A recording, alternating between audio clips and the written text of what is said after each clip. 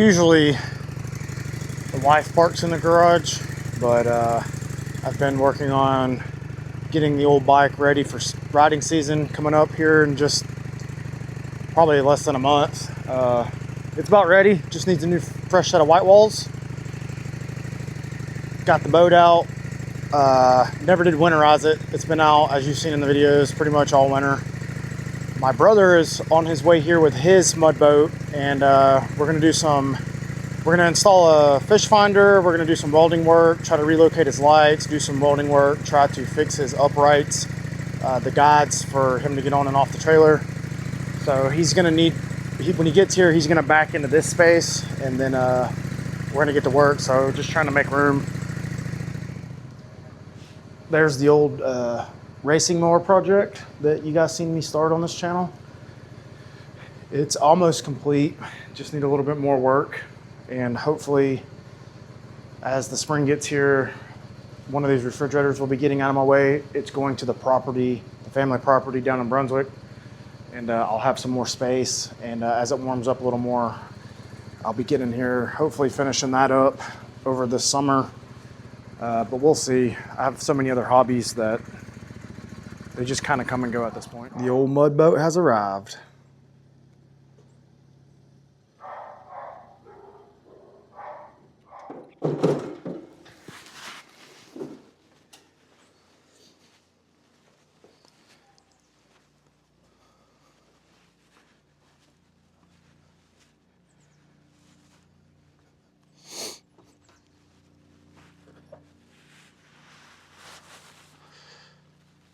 You have an Eldocraft V-hull. You know the length, Zach? 16, 15? I think it might be, I don't know.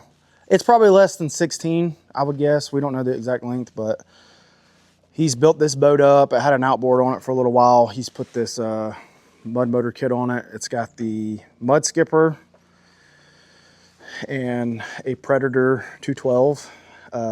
That's just a standard, it's not the Ghost, but we've done some work to it. We've bypassed the govern and stuff. So this boat loaded with camping gear and a couple people will still run about 10 miles per hour with that stock 212. So I said a little bit ago, we're gonna do some work today. What we're gonna do, we're gonna try to move these lights up to on the poles, kind of how my boat's set up. And then do some re-welding to get everything back solid. And then he has a brand new Garmin Striker 4, just like the one I have on my boat, that we're gonna mount.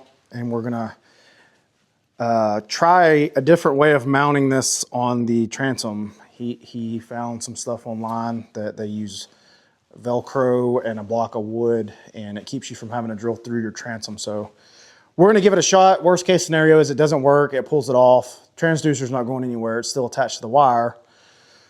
And then we'll go to plan B, but we were talking and we think it's gonna work, so we're gonna give it a go. Okay, so from the way I understand this, we're gonna mount the transducer mount to a small block of wood, and then we're going to add Velcro to the wood, and we're gonna clean up the hole, put Velcro in here, and mount the transducer to the mount on Velcro.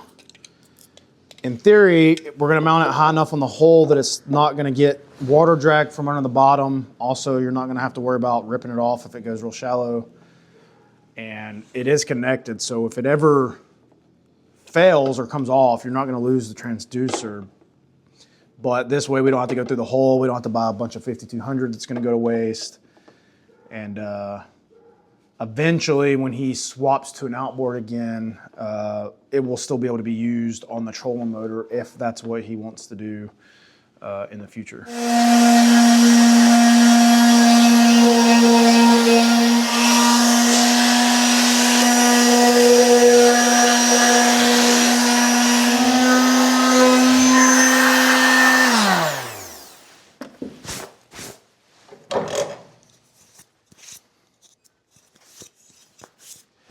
Okay, so what we've got so far is we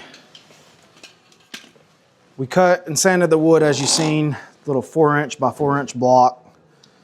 I mounted the transducer mount and the transducer to the block, and we've already got one side of the Velcro applied. And so we're using these strips. It's heavy duty Velcro, and what we're doing is we're heating the glue with a heat gun, and then also adding some crazy glue to it to help it apply better. So just remove this plastic cellophane.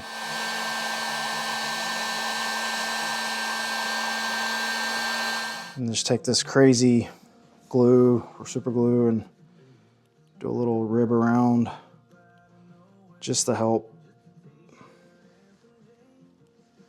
Don't have to be anything crazy. That adhesive on there will work good enough. I'm just gonna apply this one right next to this one. Smash it down on there and hold it. Put some weight on it. Let it cure for a few minutes. And then we should be able to be ready to mount it to the hull of the boat. Where'd you find it? Was this something you found on Pinterest or the internet? I think it was YouTube. Oh. I imagine you can probably find it on Pinterest too if you look up like ideas to mount transducers. It's a very interesting idea. On my boat, I hard mounted my transducer to starboard and used 5200 to seal it. But that takes a lot of modification, and we weren't really wanting to go that route with his boat, so we're gonna try this and see how it works. I think it's gonna work, but long term we'll just have to do some testing and see. So,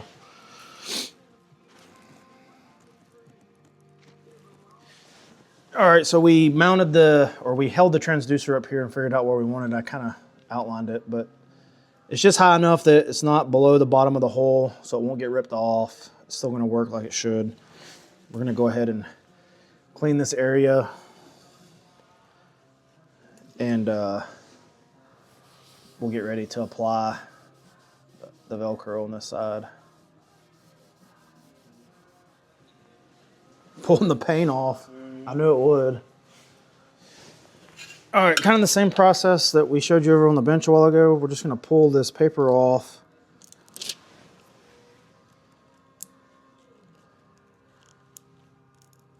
Maybe. Then we're gonna heat it with the heat gun just to kind of make it malleable.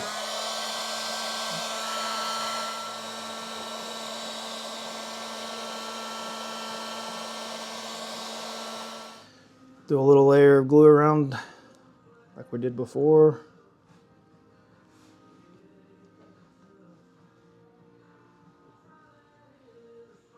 Do a little more on this one since it's going on the hole.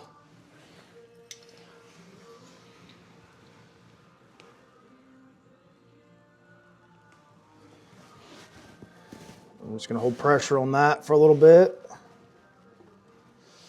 And while we're here, we can go ahead and pull this plastic off. All right, so we'll give that a second to dry.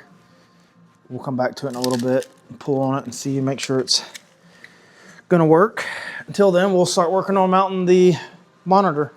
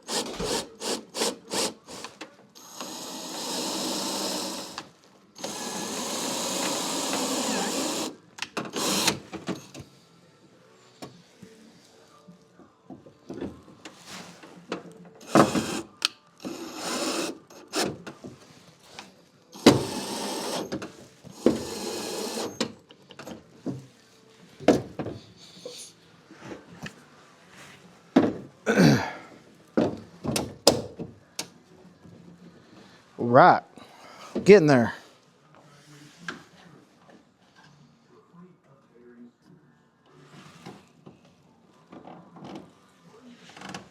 I might leave it that, in my opinion, I'd leave it that way. just push it up in there out of the way. We can even get like a flathead or something and help push it up in there. But then that way,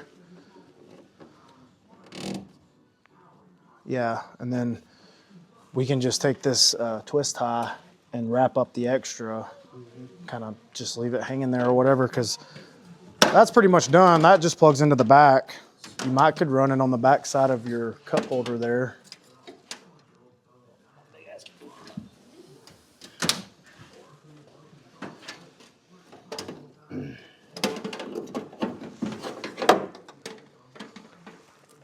Like pull it all the way through until it's tight. Take all the slack out,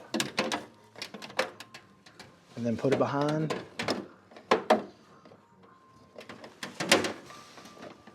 And then you can just twist tie that up with enough left off to hold it. While you got it folded down, go ahead and plug that one into the power. And so that might be difficult. we can clip the blue wire off. The blue wire is media wire. So it's for one of the wires, I think the blue and brown actually, are media wires that go, if you had a secondary screen, it would go to that. So I just clipped those off on mine. And then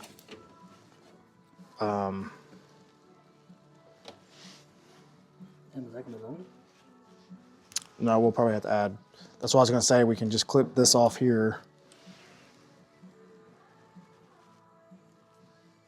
We'll leave it long enough. And then we can go back, we can go feed it through.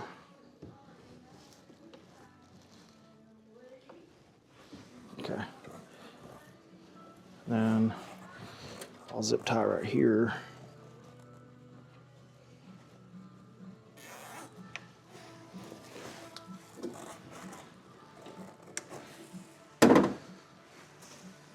Okay. All right, so we got a little busy getting this wired up, so we didn't film a lot of it, but I'll show you what we did. We mounted it over there. Zach just fixed up his wires, ran it along the back, put some wire loom in. He's got a switch panel here that had 2 open switches, so we just wired it to the panel. Got a bus fuse down here for negative, but I think it works pretty good. We should see it come up here. All right, so got that mounted, got everything cleaned up. We're going to get some settings in the fish finder done, and then the next thing we're gonna do is try to get these lights mounted up on the top of these poles. Get them out from under the bottom. And then I think the next thing we'll do after that is we're gonna clean his boat out and fill it up with water, figure out where all of his leaks are so we can get things sealed up. Boating season's around the corner and we're trying to get things done.